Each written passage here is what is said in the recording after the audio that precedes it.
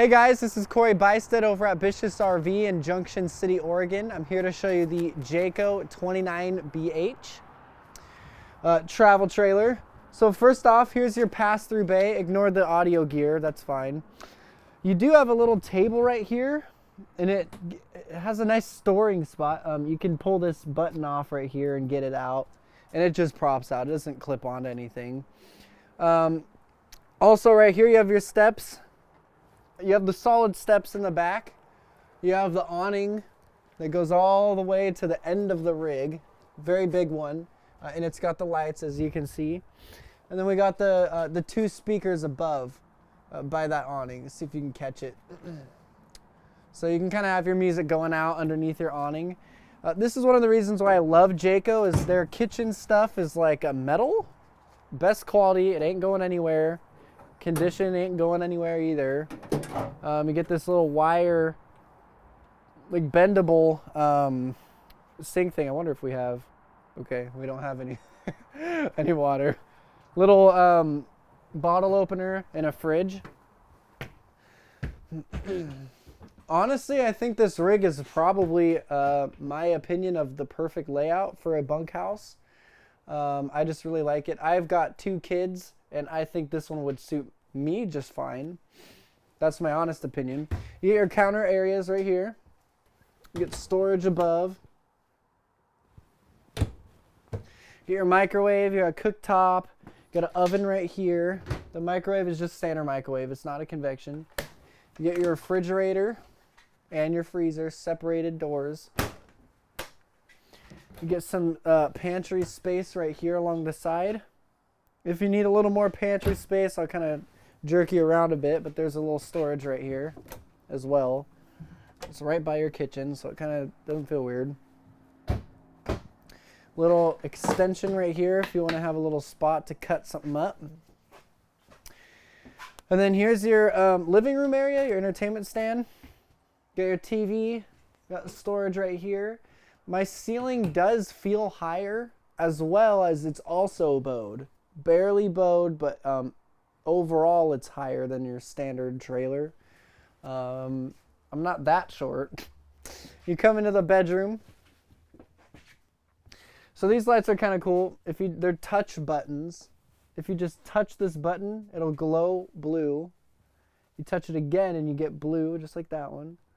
Then you touch it one more time and you just get the standard light. So you can do the normal lights. Also, people like these closets right here, but then they complain sometimes that they want to have like a place to put their phone by their head.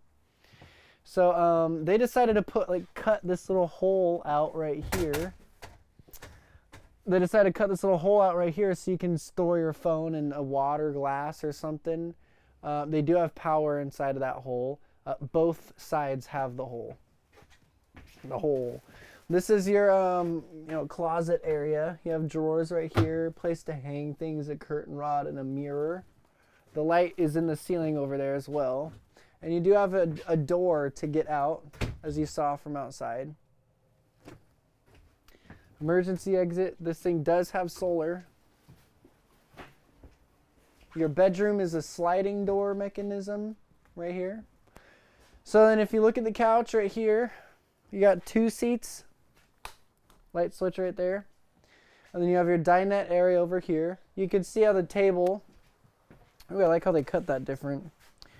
So right here you just kind of lift this up.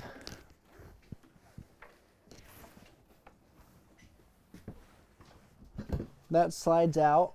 You can store this in here below. And you can slide this table right in a groove right there and make this into a bed. So, or if you want to put it back, you just stick it in like that. And then attach this back onto that bracket. You can bolt this together if you want, but most people don't because it works just fine without that. Let me show you something. It's kind of nice that it's got this flat hookup. So this part's flat, which touches this flat part on the round pole. Typically you get the round pole, and this is going to be a receiver for a round pole. The issue being your table is going to spin and swivel all the time, and you can't get a sense of stability. But when it's this flat pole, piece of metal like that, it doesn't want to turn really. So it's going to be more stable. And then we come back here. These are your bunk area right here. These are your bunk area. This is your bunk area, I meant. And that's a place you can roll your bicycles back there. Great for the family. And then there's your bathroom as well. Super spacious. I like this part. You never see this. All this back all the way. You can have all the bottles, all the shower stuff, all right there. As well as, oh, this does open, but it's got a, it's like locked. Oh, I'm just weak. It's magnets. And then you got that spot right there for your stuff. It's just magnets. And then just so you know, this is just a one slide right here. Follows that trim all the way to the end. So when this comes in, you still can, if you close this little thingy right here,